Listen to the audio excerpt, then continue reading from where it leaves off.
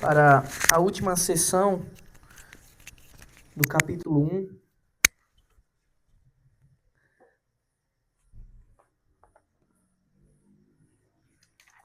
Primeira Coríntios, capítulo 1, a partir do versículo 26, nós iniciamos, essa é a quinta semana, esse é o quinto estudo. Nós iniciamos a nossa exposição dessa carta. Então, se Deus nos permitir, vamos estudar toda a carta de Coríntios. Começamos no versículo 1 e estamos avançando. Então, hoje terminaremos, com a graça de Deus, o primeiro capítulo. Bem, os irmãos encontraram o texto? Amém. Eu também reproduzi aqui.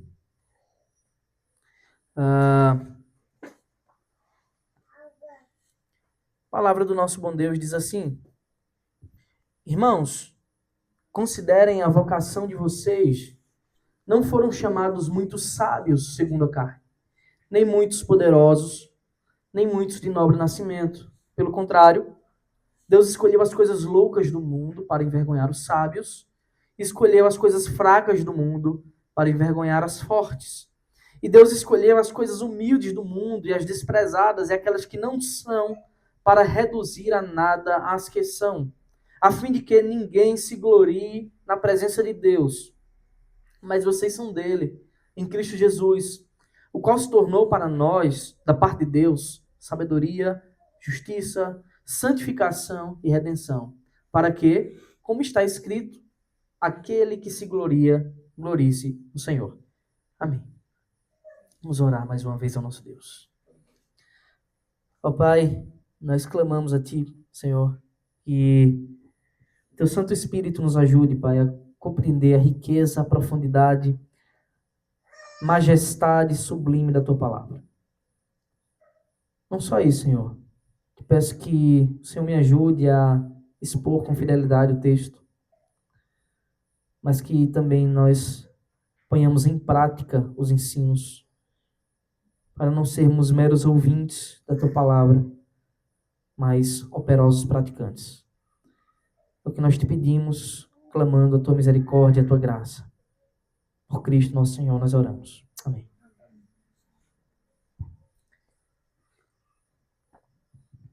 Meus irmãos, Deus destruiu a vanglória. Nos passagens anteriores, nós vimos que Deus destruiu a sabedoria dos sábios, a inteligência dos inteligentes, ou pelo menos aqueles que se acham inteligentes. E Deus também destruiu a vanglória dos homens. Então, esse capítulo ele retrata a escolha de Deus, sua proeminência, sua soberania. Então, a passagem anterior, o qual o título era A Loucura de Deus, porque assim que os homens tratam a mensagem da cruz, para os homens, para as pessoas desse mundo, a palavra de Deus é loucura. Para os que se perdem é loucura.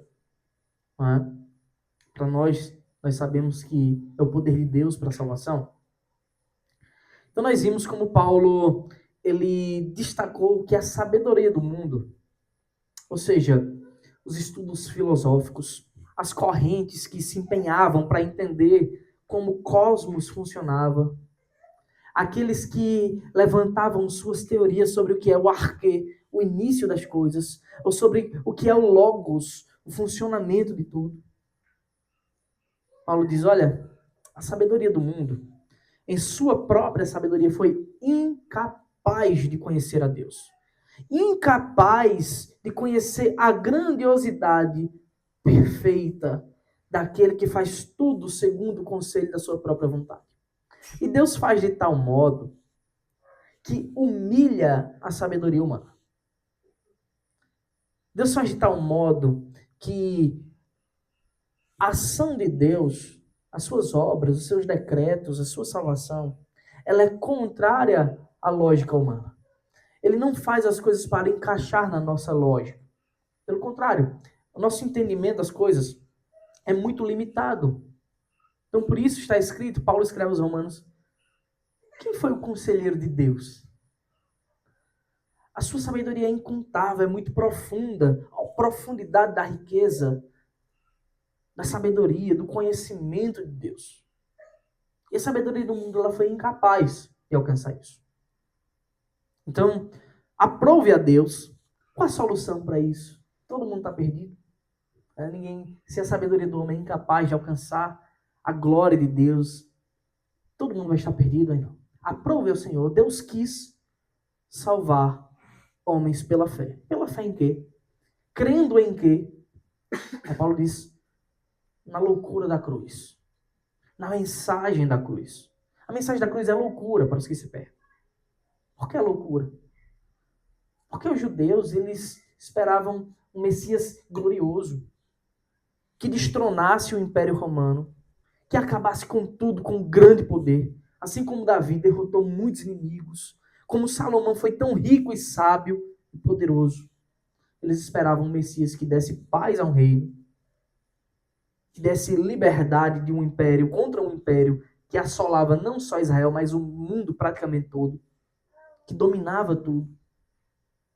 Um Messias que fosse glorioso, que fosse rico, que fosse cheio de proeminência.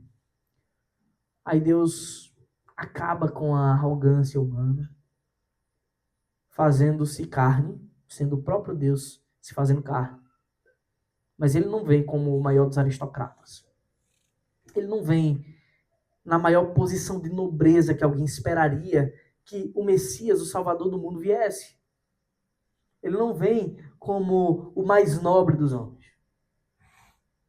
Ele nasce em um lugar que era totalmente inóspito.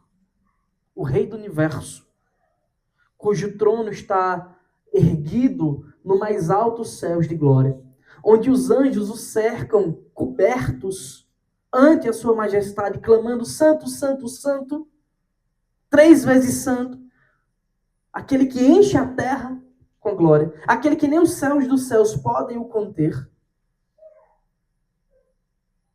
O seu trono é, aqui na terra, uma manjedoura. O lugar onde os bichos se alimentam. E Deus humilha a sabedoria humana com isso. Dizendo assim, não é do jeito que vocês pensam. Então, irmãos, é importante isso. A gente ter sempre isso em mente, tá? Sempre que a gente achar que uma coisa faz sentido em nossa própria mente, não faça dela, falando em questões da fé, não faça dela a sua regra de vida até que ela seja confirmada pela Escritura. Porque por vezes Deus vai humilhar a sua lógica, fazendo com que o que você pensa, as suas estratégias mais astutas, seja nada. E a mensagem da cruz é essa. O Deus que vence, não destruindo o império, mas sendo injustiçado numa cruz, como o pior dos bandidos, como o pior dos criminosos, como o mais vil de todos os homens. Aquele que todos olham e viram o rosto. Então, o que para os homens, para os judeus, para os gregos que parecem loucura, para os judeus uma fraqueza imensa, morrer numa cruz, isso é o poder de Deus, o dínamos revelado. Essa é a mensagem da cruz. E foi isso que Paulo falou. Por que Paulo está falando sobre isso tudo? Por que Paulo está dizendo isso para aquela igreja? Porque parece que aquele povo tinha recebido a mensagem do Evangelho, tinha crido, era um povo de Deus de fato. Paulo atesta que aqueles eram crentes que receberam os dons, que receberam a graça de Deus, a salvação, que foi pregado o Evangelho genuíno para eles, que eles viviam em comunidade, apesar de cismas, de falhas, e eles estavam sendo secularizados. O que é isso? Ser secularizado. É quando o povo de Deus secularizado não é coisa nova não, tá, irmãos? Isso aqui aconteceu há 2000 anos. A igreja de Corinto estava sendo secular.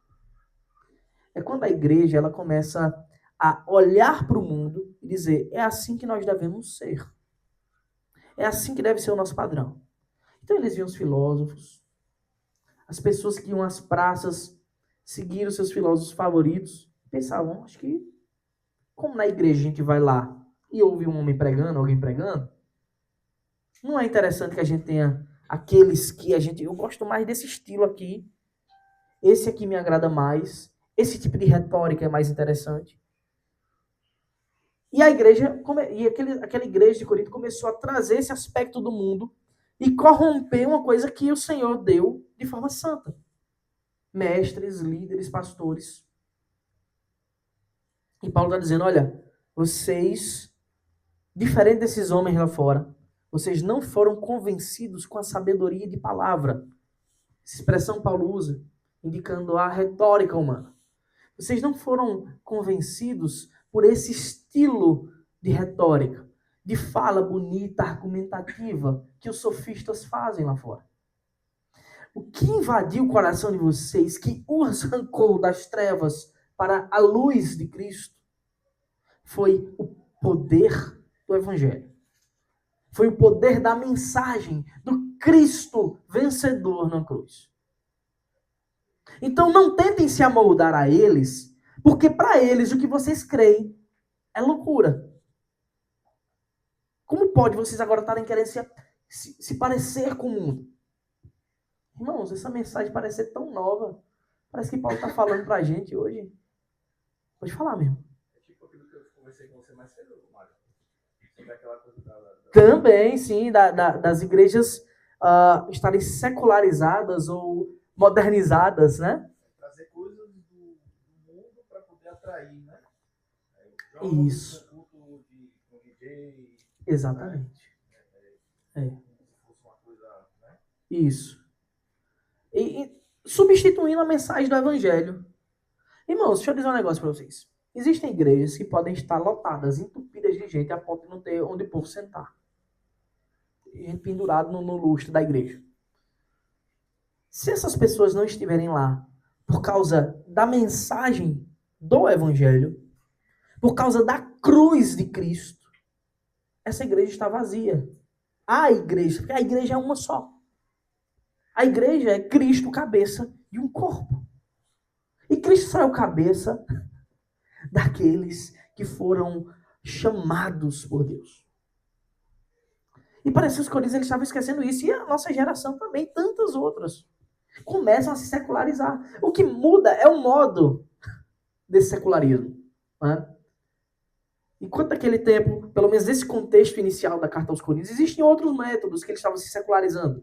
Mas esse padrão inicial que Paulo está questionando e exortando a igreja de Corinto era quanto à sabedoria, ao estilo de retórica, disposição da mensagem que confiavam.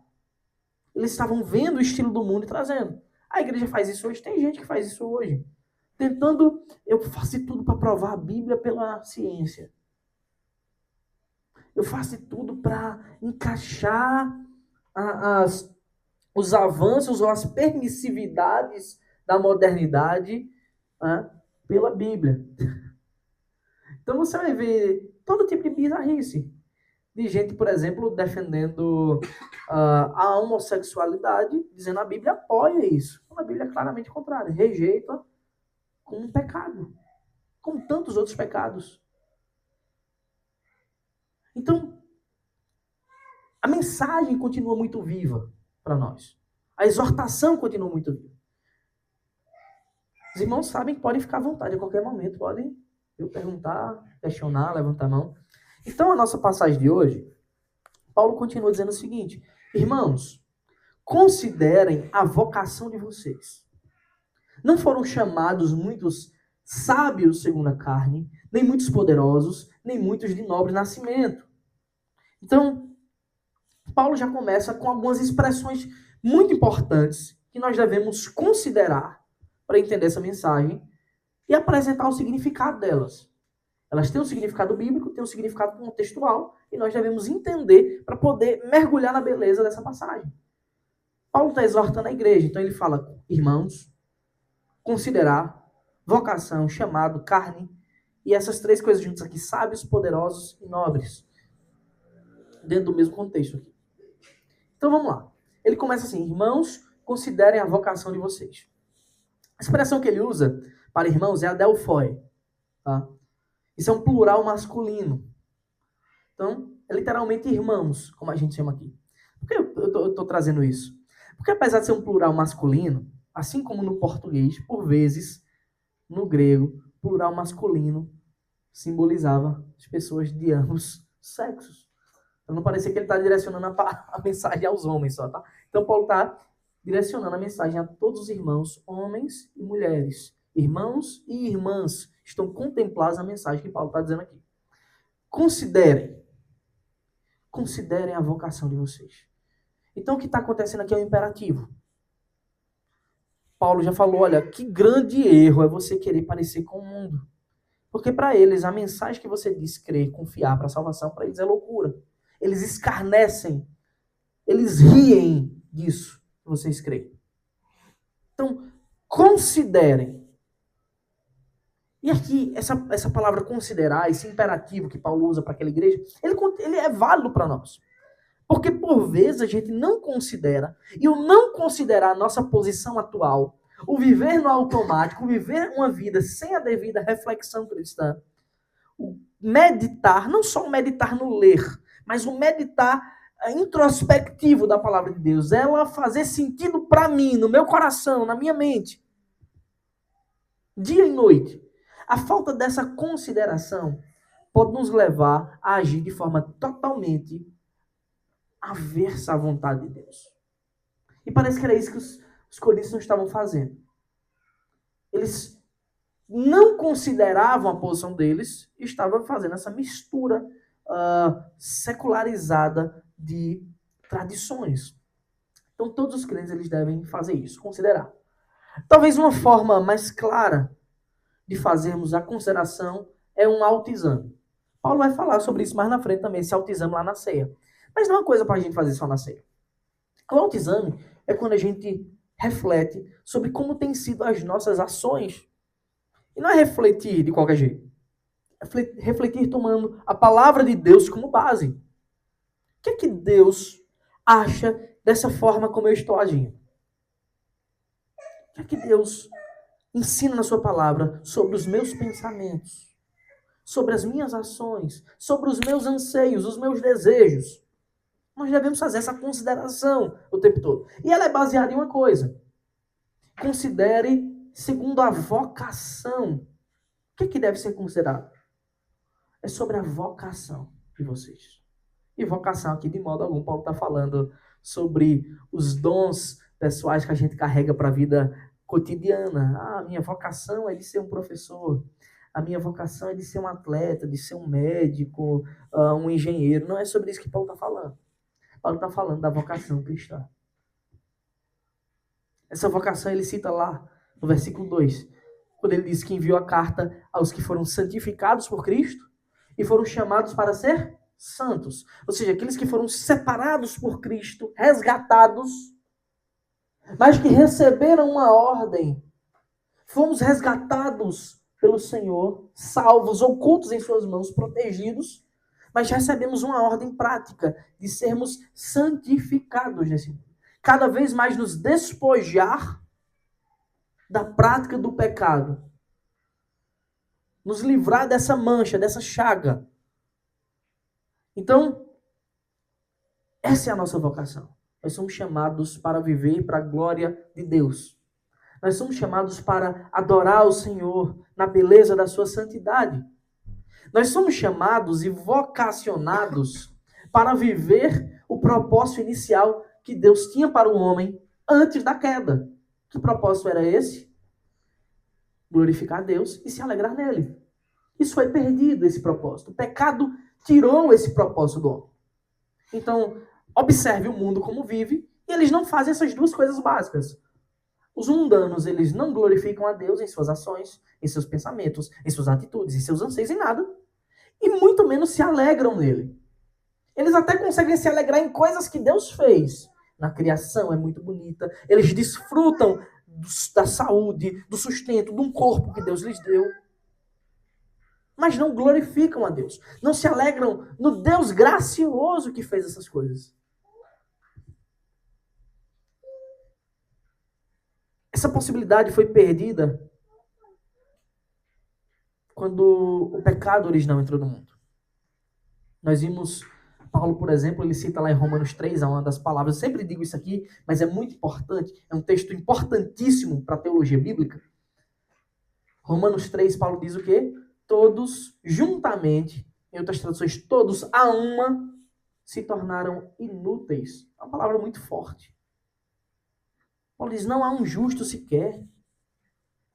Todos se extraviaram. Não há quem faça o bem. Se tornaram inúteis. Por que inúteis? O que é essa inutilidade? Inutilidade, meu irmão, é quando um objeto, imagina um copo, ilustração boba, um copo. Se ele tiver furado aqui embaixo, serve para que esse copo? Para nada. Ele perde a sua utilidade, que é reter água para que alguém possa beber. Foi isso que aconteceu com o homem. Ele tornou-se inútil. Ele foi feito para um propósito e ele não consegue mais realizar o propósito para o qual ele foi feito.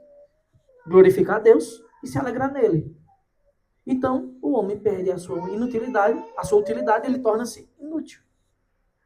O que é que Deus faz na redenção, na obra da salvação? É devolver a utilidade ao homem.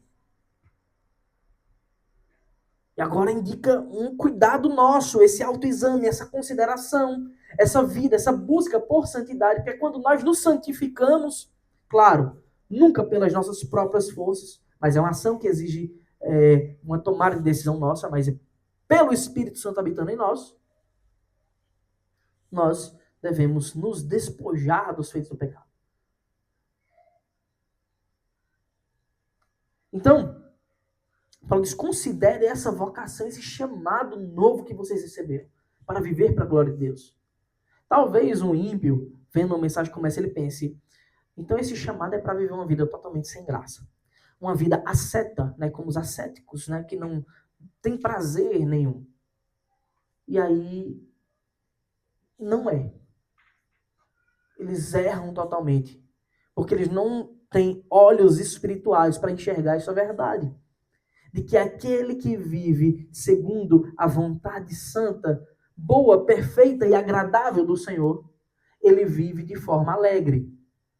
Então, o cristão, ele jamais é para ser a criatura chata, o inconveniente. É o contrário. O crente é uma figura alegre, ainda que passe por muitas provações. A perspectiva da eternidade, que jamais pode ser perdida, isso também está dentro da nossa consideração. Olhar para a eternidade, saber que temos um Redentor que nos garantiu uma vida eterna, deve nos garantir a alegria. E quando isso não está acontecendo é porque estamos muito imersos, muito secularizados, muito presos, muito apertados pelas circunstâncias do mundo. Como é que a gente faz isso? Esse considerar não é apenas um considerar intelectual, que eu reflito, até porque Paulo está dizendo assim, isso não basta. É um considerar mediante as coisas de Deus. A oração, a busca pelo Senhor, uma vida totalmente unida com Deus, bendito e gracioso, com o nosso Pai. E essa consideração, ela é prática, ela é ativa e produz efeitos práticos na vida cristã. Deve produzir. Quanto mais nos aproximamos do Senhor, fazemos esse autoexame, mais nós vamos ter nojo, vamos ter repulsa por essas coisas ímpias. Quer saber como você está distante do Senhor? É quando você começa a olhar com bons olhos coisas que Cristo rejeita. Quando você começa a achar tudo muito, isso é muito normal, isso é muito legal. Se você acha essas coisas normais, é porque você não está vivendo. Por exemplo, na nossa região é muito comum, no nosso povo, na verdade, é muito comum nos sentirmos atraídos por conversas tolas, cheias de duplo sentido, vãs. Essa atração por essas coisas significa dizer que não estamos considerando o suficiente a glória de Deus. As roupas, quando nós escolhemos, né, esse peso apesar de válido para os dois lados, mas recai ainda mais pelas mulheres, pelo cuidado, não é? Pela pureza da vida cristã feminina, nessa área especificamente. Os homens falam, é muito mais pelas falas, pelos olhares, as mulheres pelo comportamento. Quando é muito comum, você acha muito comum andar sem a roupa devida, sem se cobrir como deveria, entenda que sua mente está secularizada.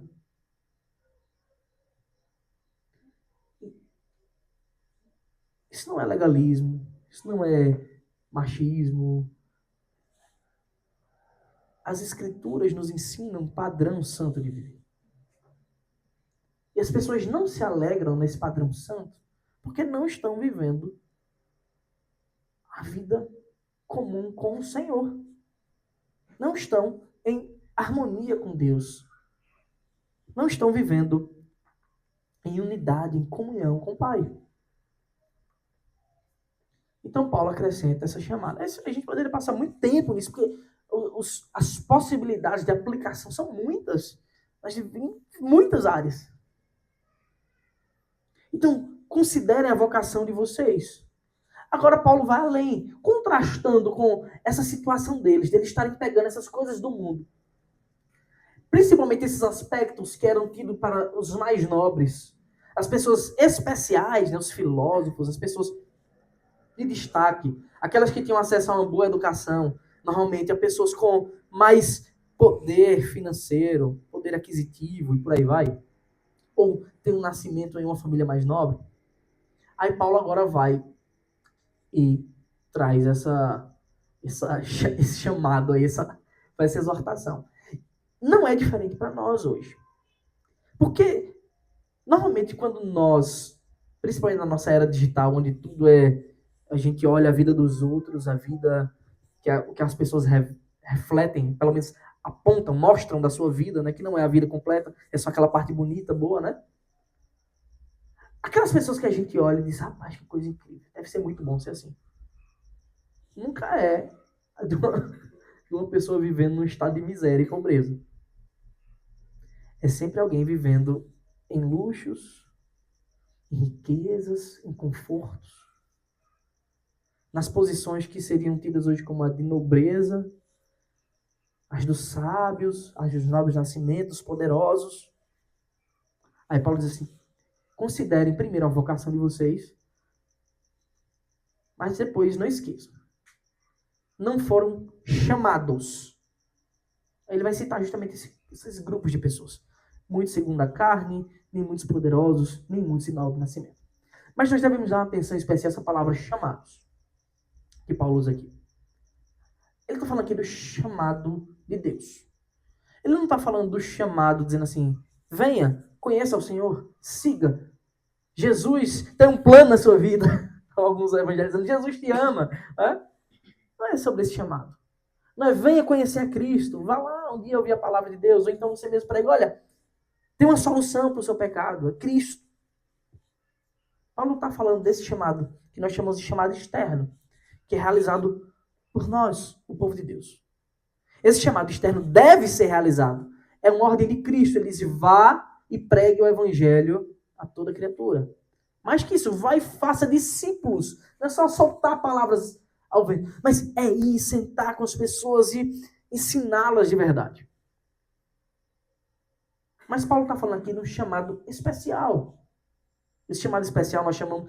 Temos vários nomes na teologia para isso, tá?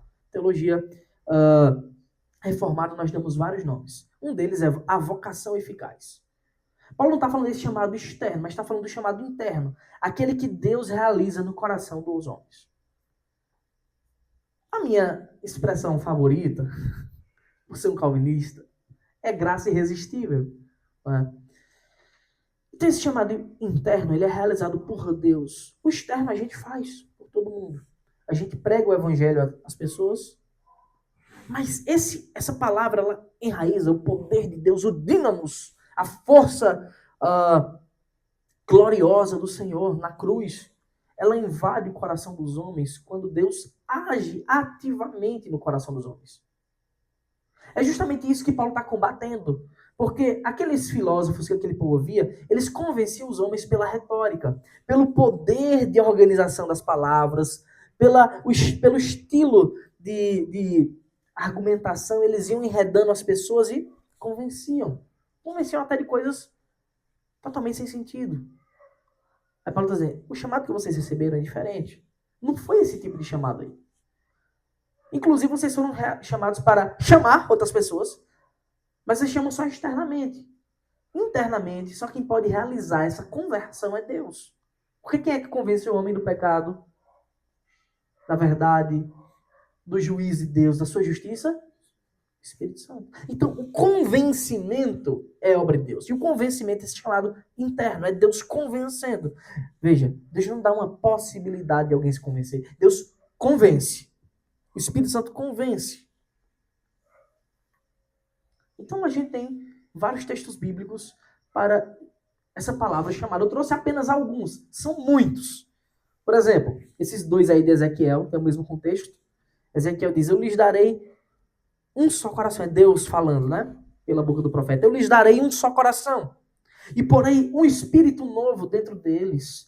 Tirarei deles o coração de pedra e lhes darei coração de carne. Veja, Deus dizendo, eu vou dar um coração agora vivo, receptivo. É uma obra de Deus, é interna. Não é externa, não é intelectual, é algo espiritual.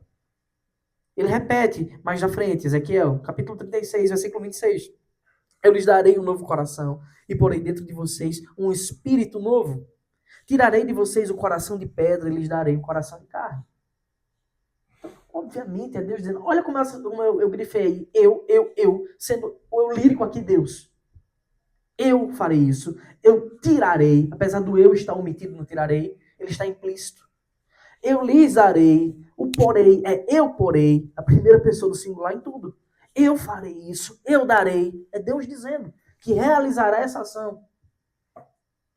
Já em Mateus 11, 27, Jesus diz o seguinte, tudo me foi entregue por meu Pai.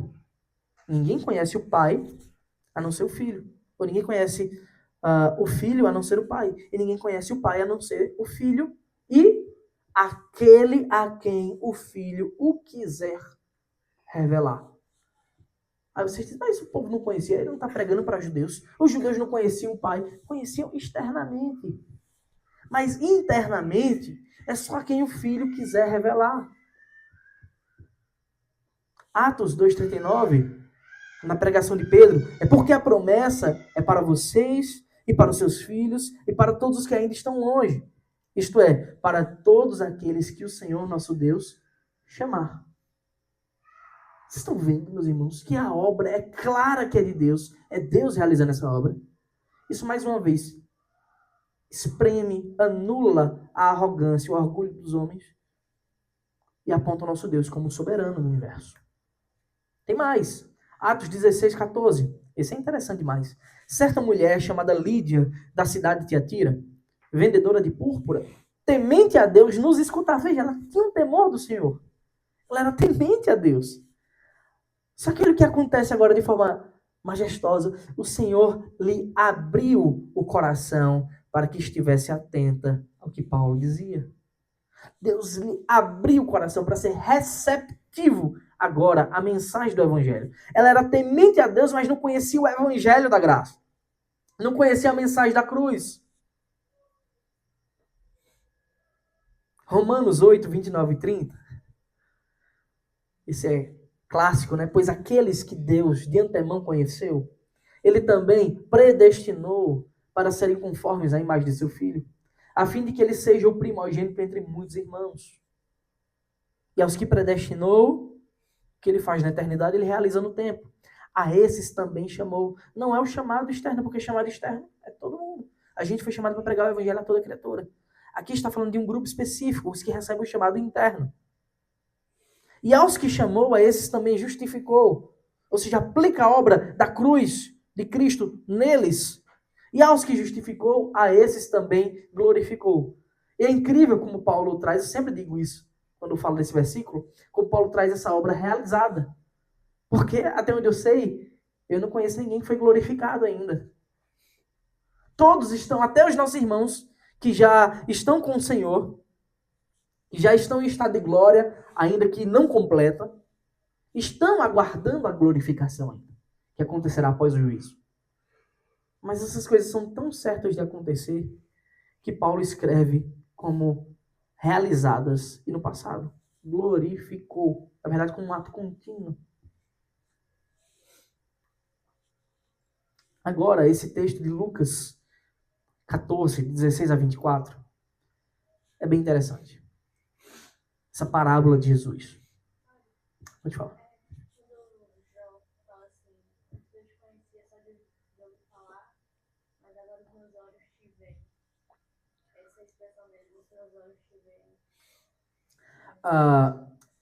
Eu tô entendendo que dá para fazer um link, mas é porque nesse caso Jó, ele teve uma experiência bem profunda de fato, né?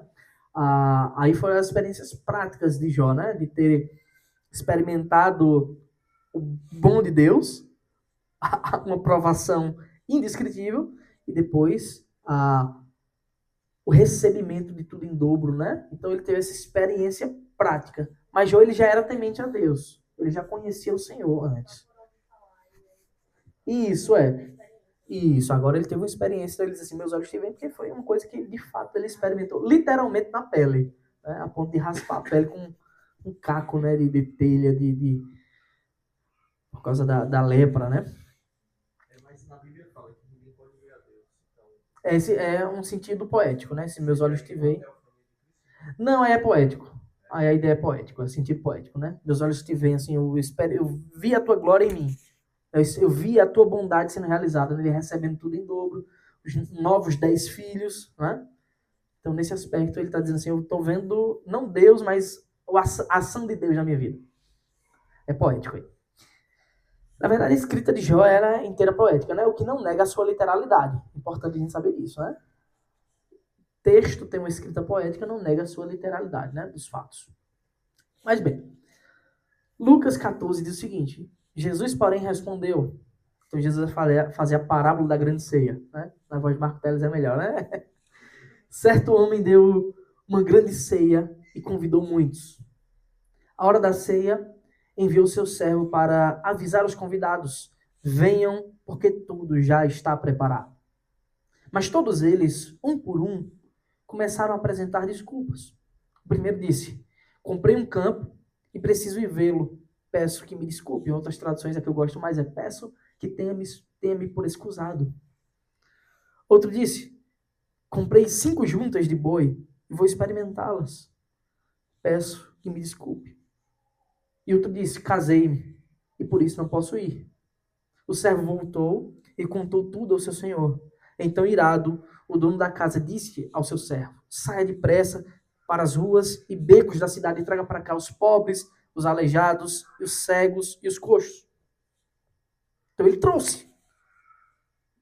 Mais tarde, o servo lhe disse: patrão, já fiz o que o senhor mandou e ainda há lugar. Então o senhor disse ao servo: sai pelos caminhos e atalhos e obrigue todos a entrar, para que a minha casa fique cheia.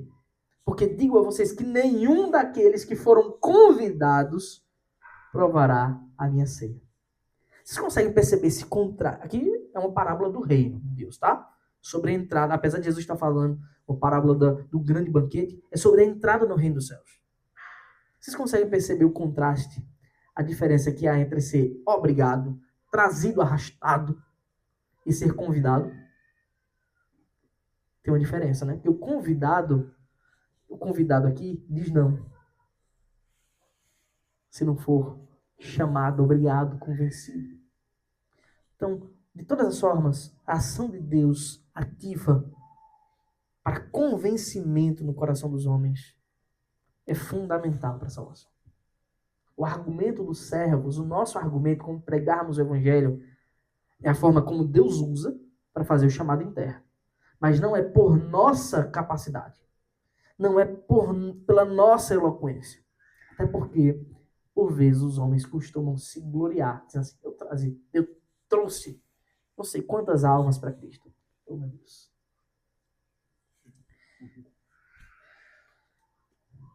Então, não foram chamados muitos sábios segundo a carne, nem muitos poderosos, nem muitos nobres assim. Ah, irmão, alguém quer fazer alguma pergunta? Fique à vontade, tá?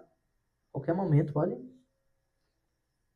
Então, aqui também tem um porquê, esse gar, né, no grego. É um porquê. O porquê aqui de explicação. Não foram chamados muitos segundo a carne, nem muitos poderosos, nem muitos em nobre nascimento. Então, considerem por que isso é uma realidade. Considerem a vocação de vocês. E lembrem disso. Porque não foram muitos sábios, nobres e poderosos chamados que receberam essa mesma vocação que vocês agora estão exaltando. Irmãos, lembre do chamado especial que vocês tiveram, porque Deus não fez a todos os homens. Nem aqueles que vocês estão exaltando agora, mais na frente Paulo vai falar desses poderosos. Que eles estavam levando questões internas para ser julgadas por magistrados ímpios. Então, quem são sábios segundo a carne? São aqueles da sabedoria retórica. E são esses sábios que não foram muito chamados. Não é que ninguém foi chamado, tá, irmãos? Não é que se o cara nasceu sábio, se ele tem uma vida boa, é impossível ele ser salvo, não, tá bem? Mas em sua maioria, isso condiz com a realidade do evangelho, isso condiz com a missão messiânica. Quando Isaías diz, ele foi chamado, ele foi enviado para evangelizar, trazer boas novas aos pobres, né? Então, sábios, poderosos e nobres. Aquilo que é mais exaltado, não só por eles, mas em nossa sociedade hoje. Pelo povo de Deus hoje, continua exaltando e buscando tendo essa ilusão de querer fazer da terra o seu próprio céu. E Paulo está exortando a igreja para não ter essa perspectiva. Ele está dizendo, olha, você sabe é uma coisa ruim. Ser uma pessoa estudada é uma coisa ruim. Ele está dizendo, olha, ser colocada numa posição de destaque, de poder na sociedade também não é uma coisa ruim. Nem ter nascido nobre é uma coisa ruim. Mas essas virtudes ou essas bênçãos são incapazes de comprar o favor de Deus. E por vezes essas pessoas se gloriam tanto nessas bênçãos que esquecem de fato do Senhor. Me diga você se não há nobreza maior do que ser filho do Rei do Universo. A salvação não veio, em sua maioria, das pessoas mais prestigiadas, mas justamente para aqueles que tinham menos esperança. Então Paulo diz, pelo contrário, eles vão adversativa aí. Deus escolheu as coisas loucas do mundo, e esse texto é muito conhecido, né? Texto muito famoso, a palavra de Deus. Deus escolheu as coisas loucas do mundo para envergonhar os sábios, escolheu as coisas fracas do mundo para envergonhar as fortes, e Deus escolheu as coisas humildes do mundo e as desprezadas e aquelas que não são para reduzir a nada as que são. Então observe o chamado. Como o chamado de Deus, ele está totalmente ligado a essa escolha. Deus não chamou muitos daqueles, mas Deus escolheu esses outros. Então tem uma ligação direta entre chamado e escolha. Não foram muitos chamados nessa condição, de proeminentes, sábios, segundo a carne, poderosos. Pelo contrário, ele escolheu coisas loucas, fracas, humildes, desprezadas. Então, observe aí a relação aí com as cores. Deus escolheu as coisas loucas do mundo, finalidade, para envergonhar os sábios. Interessante, porque assim Deus tem aniquilado a inteligência dos sábios. Pessoas com seus maiores títulos não conseguem perceber a grandiosidade da graça revelada em Cristo, da salvação entregue pelo Senhor. Pessoas totalmente humildes que talvez nunca pisaram numa escola na vida, ouvem o Evangelho e são chamados, iluminados por Deus para entender coisa que o maior dos doutores, dos PhDs, não podem perceber. Então Deus escolheu as coisas loucas, essas que são tidas como vício pela sociedade, E assim ele aniquila a sabedoria dos sábios. Escolher as coisas fracas do mundo, os totalmente desprezados, para envergonhar aqueles que são poderosos. E o seu poder não pode comprar a glória de Deus. E Deus escolheu as coisas humildes e as desprezadas, e aquelas que não são, obviamente, na perspectiva mundana, para reduzir a nada as que são. O que é que isso reflete, essa escolha de Deus? Soberania. Em primeiro lugar, reflete soberania. Apesar do texto falar claramente da escolha livre de Deus, né, de como Deus livremente, a seu próprio vontade, segundo o conselho da sua própria vontade, ele escolhe. Apesar desse texto poder ser usado tranquilamente para defender a eleição incondicional, a predestinação, que é uma coisa óbvia para nós, né? O objetivo do apóstolo Paulo não é esse aqui, tá? Está implícito, faz parte, é uma verdade, mas não é o objetivo do apóstolo. Ele faz isso lá em Efésios capítulo 1, por exemplo, em Romanos 8, Romanos 9, Tessalonicenses, tantos textos. Ele faz isso, mas aqui não é o objetivo dele. O objetivo de Paulo é falar que Deus é soberano, que a sua escolha ela é soberana e ela tem um propósito. Esse propósito é aniquilar tudo aquilo que os homens normalmente colocam no lugar de Deus. Tudo aquilo que os homens idolatram. Sabedoria, poder, prestígio, glória, a honra dos homens, riqueza, nobreza. Deus está dizendo, nenhuma dessas coisas pode alcançar por si mesmo a salvação. Segundo, objetivo é o propósito.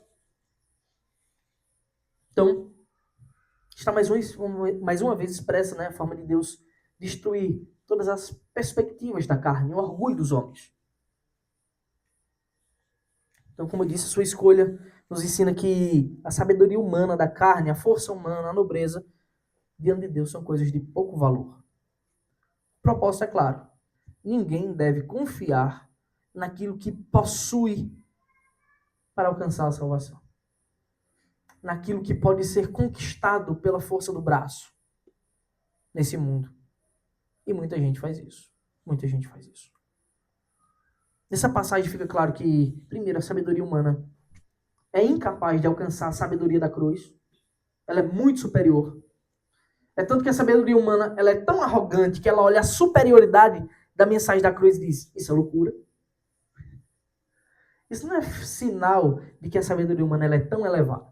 É sinal de que ela é tão frágil e arrogante que aquilo que é demasiado grande, ela não consegue perceber e diz, é loucura.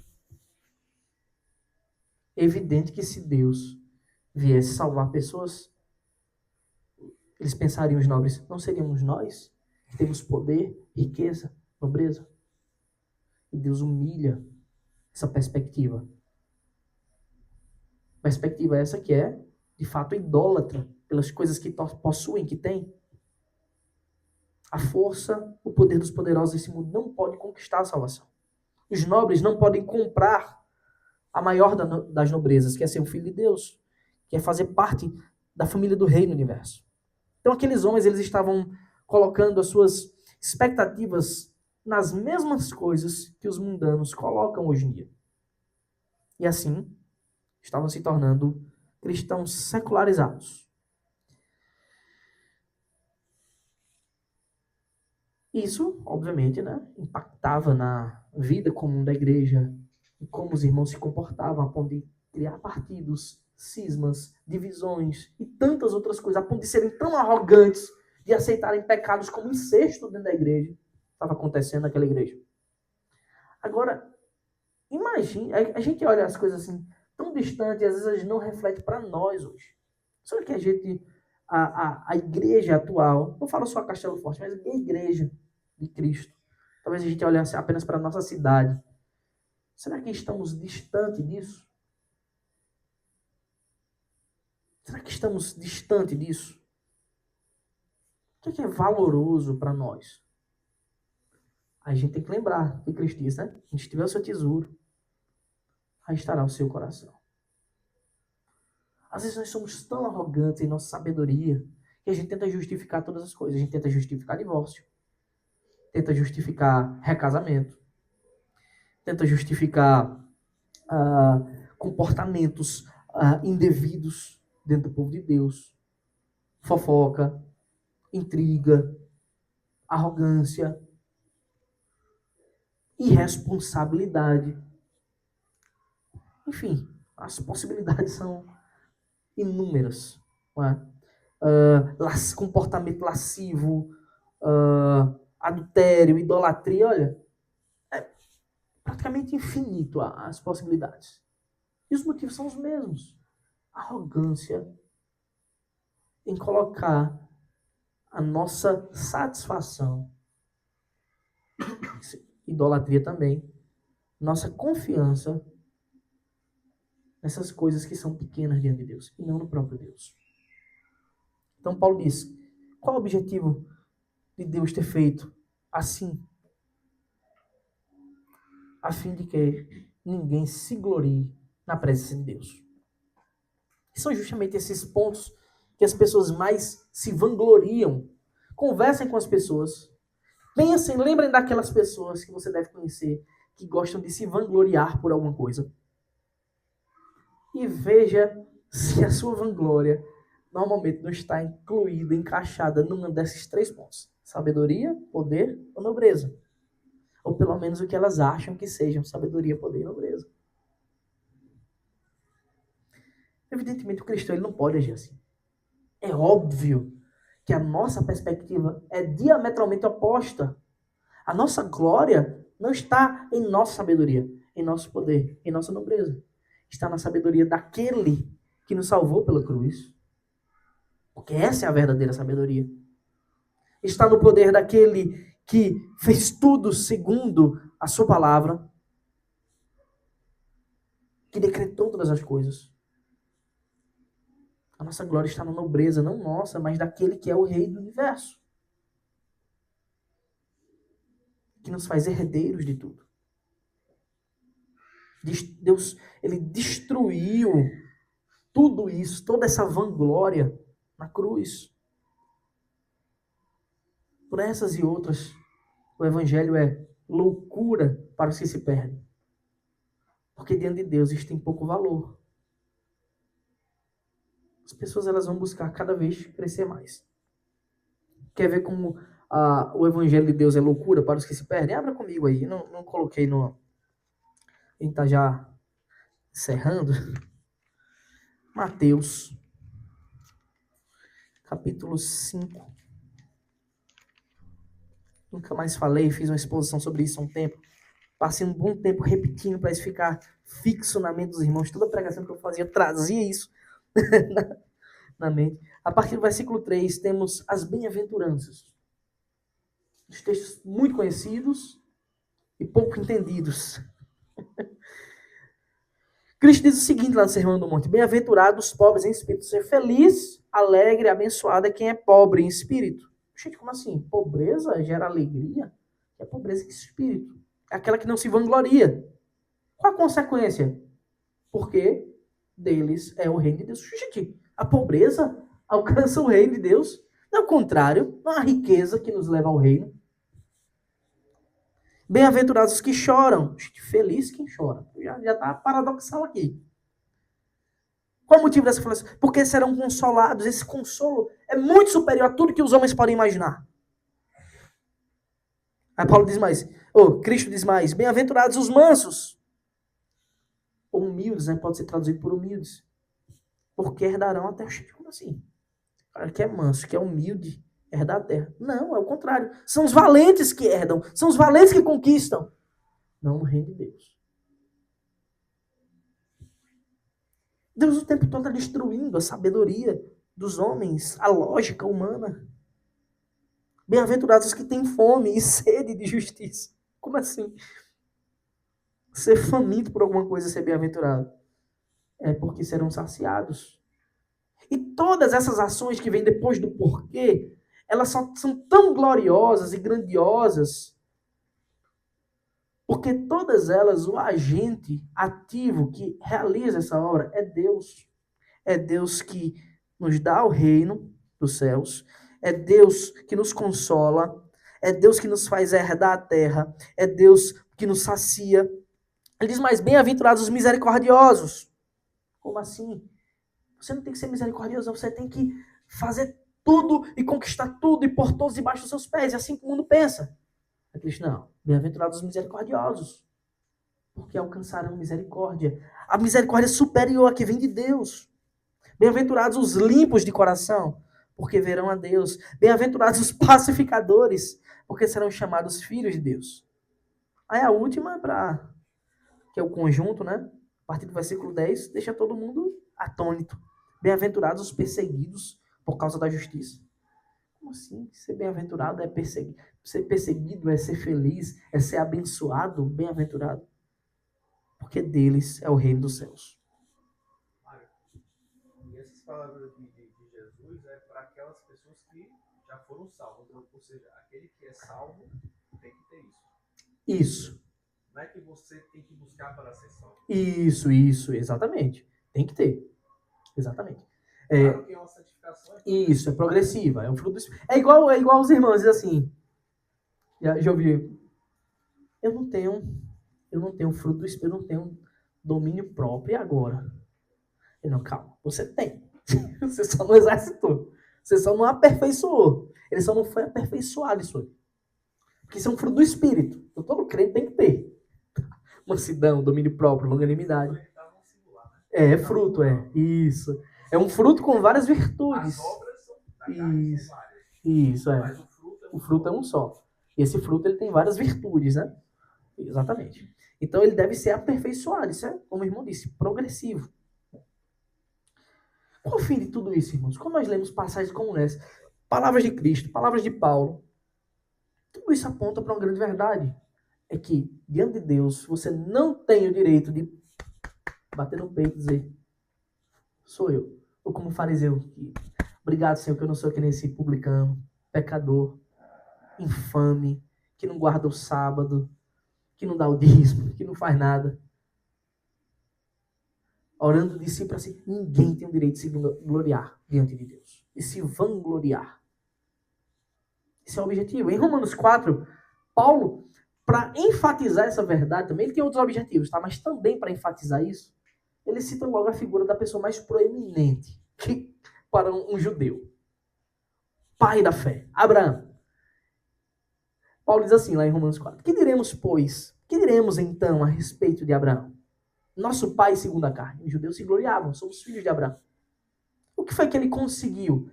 Essa pergunta de Paulo, retórica, foi que ele conseguiu segundo a carne, ou seja, segundo sua própria força. Porque se Abraão foi justificado por obras, tem do que se gloriar. Porém, não diante de Deus. Porque os judeus têm uma crença que Abraão tinha sido salvo pelas obras. Pois o que diz a Escritura? Ela diz, Abraão creu em Deus e isso lhe foi imputado para justiça.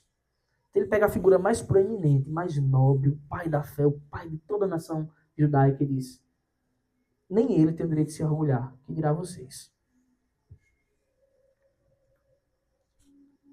Paulo caminhando para o fim desse capítulo, né? Mas vocês são dele, em Cristo Jesus, o qual se tornou para nós, da parte de Deus, sabedoria, justiça, santificação e redenção. Então Paulo lembra quem os coríntios são, de quem eles são, como se tornaram novas criaturas, como foram redimidos, como foram tirados do cativeiro diabólico, das trevas, da condenação para a luz. Primeiro, vocês são dele, conquistados por aquele que é verdadeiramente sábio, poderoso e nobre. Dele quem? Cristo Jesus, o Filho unigênito de Deus. Os coríntios eles estavam se tornando tão secularizados, que eles estavam confundindo as suas novas disposições de nova criatura com a dos mundanos, com a vida antiga. E a gente tem que ter esse cuidado sempre. Será que eu tenho feito isso?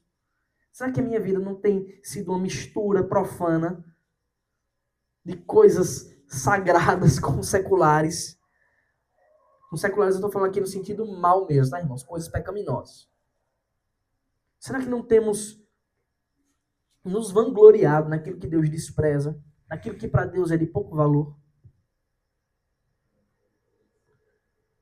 Então quem é Cristo Jesus? Aí Paulo diz, o qual, aquele que se tornou para nós da parte de Deus, sabedoria, justiça, santificação e redenção. Então, o que significa ser de Cristo? Isto é, verdadeira sabedoria. Cristo, e é por meio dele que temos acesso à verdadeira sabedoria. É ele quem nos chama, é o seu Espírito quem proclama essa verdade em nossos corações. O Evangelho, poder de Deus para a salvação de todo aquele que crê. De fé em fé, como está escrito, o justo viverá por fé. Ele é a verdadeira justiça. Essa justiça é imputada pela fé. É uma justiça forense. Aqui é a ação substitutiva, vicária de Cristo. E recebe a punição em nosso lugar para nos salvar. Então, os advogados aí, os pessoal do direito, não é? Entende que os romanos, né, têm boa influência nessa área. Paulo costuma usar muito essas expressões do direito romano, mostrando Cristo recebendo a punição no lugar dos verdadeiros criminosos, substitutivamente. Então ele se torna justiça. Justiça aplicada para nós. A justiça já feita, já é realizada em nosso lugar, já paga. Não é? Verdadeira santificação são os efeitos práticos, eternos, e verdadeira redenção.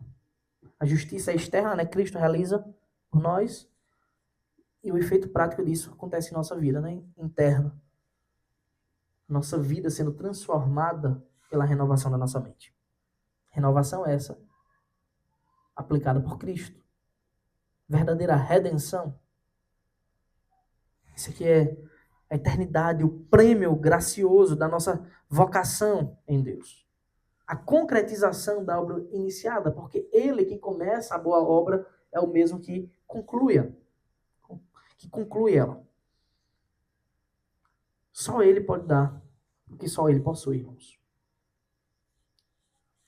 Paulo finaliza com: para que, como está escrito, aquele que se gloria, glorie-se no Senhor. Então, no final de tudo, o seu ensino é: somente em Cristo nós podemos nos gloriar. Ninguém pode ficar batendo no coração. Eu fiz isso, eu conquistei isso, eu posso isso, eu sou melhor nisso. Isso é Deus humilhando a nossa arrogância, a nossa vaidade, o nosso ego. E deve ser humilhado mesmo. Porque aquele que foi salvo por Cristo, que reconhece o tamanho da obra de Cristo e a necessidade de um Salvador, Deus, ter sido feito homem, descido da sua glória, vivido uma vida totalmente vicária e morrido uma morte tão trágica e vil, aponta o tamanho da nossa dívida. Alguém que tem uma dívida tão grande não pode bater no peito para ser arrogante. Então a mensagem da cruz, ela é proclamada pelo Espírito Santo aos nossos corações, aos dos eleitos, obviamente. Isto é, que o Senhor se entregou em nosso lugar para satisfazer a justiça absoluta e eterna de Deus. Quem aplica essa verdade é o Espírito Santo. Em Cristo nós recebemos um novo nascimento, novas disposições, com direcionamento e consolo do Espírito Santo. Isso aqui é uma vida de busca por santificação. E tudo isso redundará em eterna salvação. Tudo que há de mais valioso foi entregue de graça pelo Senhor. Nenhuma dessas coisas aí, elas podem ser alcançadas pela sabedoria, pela nobreza, pelo poder do homem. Qual o resultado prático? Então, que o Evangelho, ou seja, tudo isso deve produzir em nossas mentes e corações. Qual o resultado prático? Primeiro, nós não podemos nos orgulhar. É a quebra do orgulho. Né? Segundo, é a destruição de qualquer vanglória própria. A nossa glória deve estar somente no Senhor. Agora, Paulo, como sempre, ele não tira essas coisas do nada. Né? O que ele faz é um ensino das Escrituras e aplica à vida dos coríntios. um ensino bem mais antigo, que nós aplicamos igualmente para nossas vidas hoje. Esse versículo, ele tira lá de Jeremias, interpreta Jeremias capítulo 9, versículos 23 a 26. O profeta diz: assim diz o Senhor, não se glorie o sábio na sua sabedoria, nem o forte na sua força, nem o rico nas suas riquezas, mas aquele que se gloria, glorie-se nisto, e me conhecer, e saber que eu sou o Senhor, e faço misericórdia, juízo e justiça na terra. Porque destas coisas me agrado, diz o Senhor. Eis que vem dias, diz o Senhor, em que castigarei todos os que são circuncidados apenas na carne. O povo do Egito, de Judá, de Edom, os filhos de Amon, de Moabe, e todos os que cortam cabelo nas têmporas e vivem no deserto. Porque todas essas nações e toda a casa de Israel são incircuncisos de coração. Observe. Israel foi colocado aqui no meio dos povos mais terríveis que estavam ali por volta. Por quê? Porque para Deus, a circuncisão da carne externa não quer dizer nada. Até o batismo nas águas, se não for acompanhado de uma circuncisão do coração, da habitação do Espírito Santo, não vale nada diante de Deus. Portanto, aquele que se gloria tem que se gloriar nisso, em conhecer o Senhor, conhecer, se relacionar verdadeiramente com Ele. Estar próximo a Deus. Amá-lo, entender os seus propósitos, buscar conhecê-lo. E, obviamente, Ele nos recompensa. Já tem feito isso, tem sido nosso sustento, nosso auxílio. Nos dá uma salvação eterna. Nos dá alegria em tudo. Nos dá, como foi dito aqui, a paz que excede todo, supera todo o entendimento, que as circunstâncias dizem não tenha paz, e Ele nos dá essa paz. Só quem pode viver assim é aquele que está com o Senhor. Que motivo temos para nos gloriar em nós mesmos? Nenhum. Pense na sua maior virtude. Até ela não passa de graça do Senhor, bênção de Deus na sua vida. Então não se glorie na bênção, se glorie no Deus da bênção, naquele que lhe deu tudo. Amém, irmãos?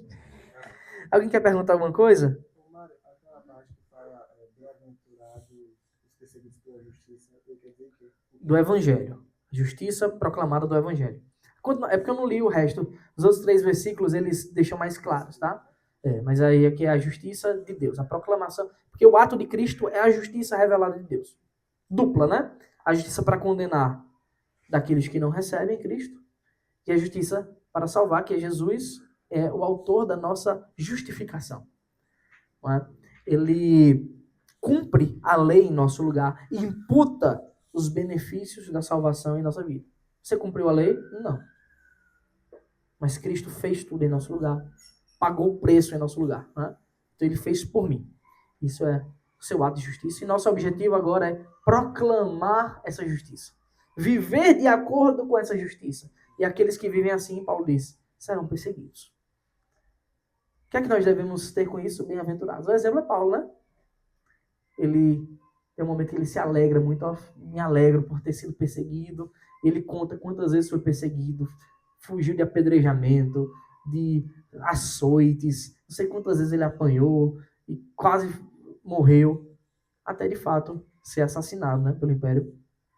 Então, isso é um motivo de alegria quando perseguidos. É um motivo de alegria porque significa que estamos parecidos com Cristo. No caso, ele está fazendo certo com a glória de Cristo. Isso. Defender o que é certo é motivo de perseguição. Não é? Não se moldar aos padrões do mundo é motivo de perseguição, ainda que em níveis diferentes. Ainda que seja só uma cara feia que você veja de alguém por uma opinião. Em outros lugares, como países aí da Ásia, do Oriente Médio, da África, tem perseguição a nível de morte, né? Tem um país na África que teve 7 mil... milhares de mortes só esse ano. Só esse ano. Eu esqueci agora qual é o nome do país. Eu compartilhei também o nome Nigéria, né? Então, Isso é a isso é um motivo de alegria ser perseguido por proclamar a virtude do reino de Deus, tá bem, irmãos? Alguém quer perguntar alguma coisa mais? Trazer alguma pergunta? Uma dúvida? Quem nos visita? Então, vamos nos colocar de pé para orar e encerrar com a bênção.